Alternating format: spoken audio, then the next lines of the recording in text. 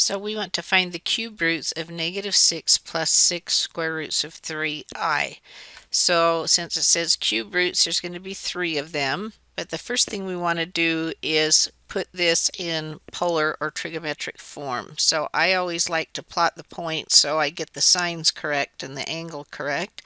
And so -6 on the real axis and up 6 square roots of 3. So I can see that that one is -6 this way and 6 square roots of 3. I'm here in quadrant 2. Okay, so the first thing I'm going to do is figure out the modulus. And so the modulus is going to be the square root of the 6 squared plus the 6 square roots of 3 squared. And so squaring 6, we get 36, plus this will be 36 as well. And then the square root of 3 squared is just 3. So now I can multiply that out.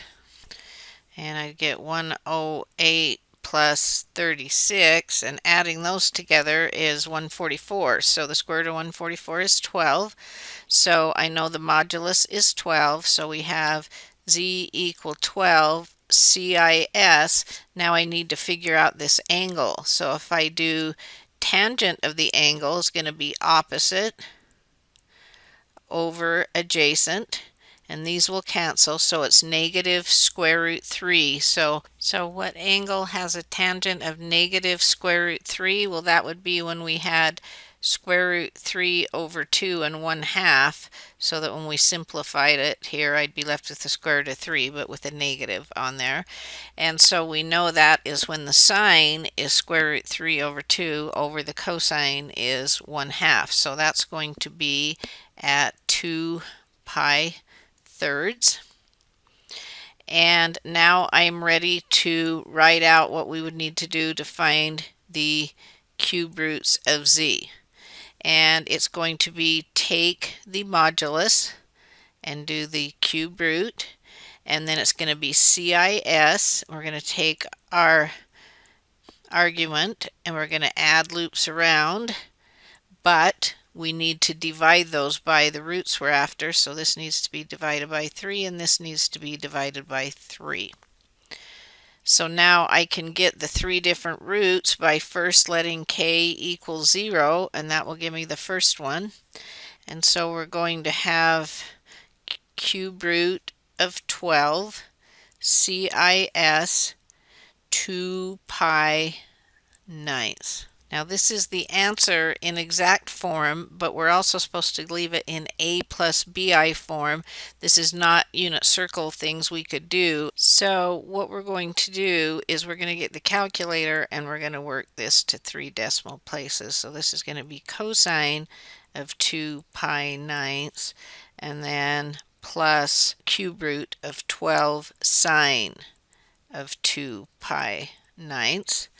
And so this is going to be approximately, but this will be in a plus bi form.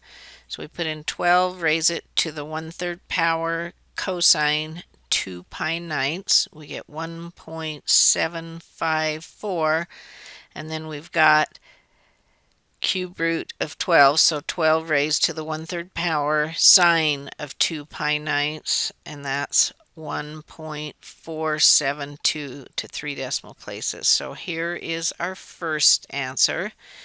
Then we'll let k equal 1, and we're going to find the second cube root. And so that's still going to be cube root of 12 CIS, but this time if we put a k in there, we'd be adding 2 pi thirds. So we had 2 pi ninths, and we're going to add 2 pi thirds, which is 6 pi ninths.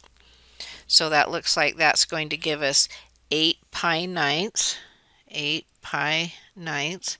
So that's our answer in polar or trigonometric form. Then we're going to get it in a plus bi form, and we're going to round to 3 decimal places again. So we're going to put that in the calculator.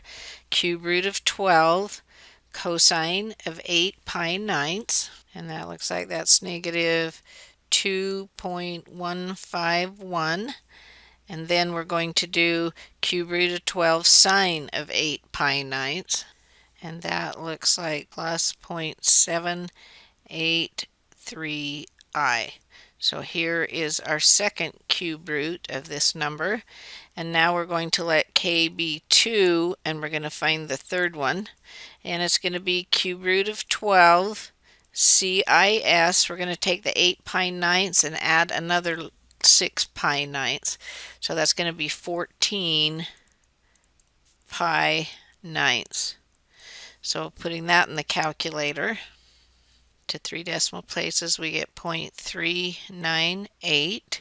And then we're going to take 12 and we're going to raise it to the 1/3 power. And we're going to multiply that by sine of 14 pi ninths. And we get negative 2.255i.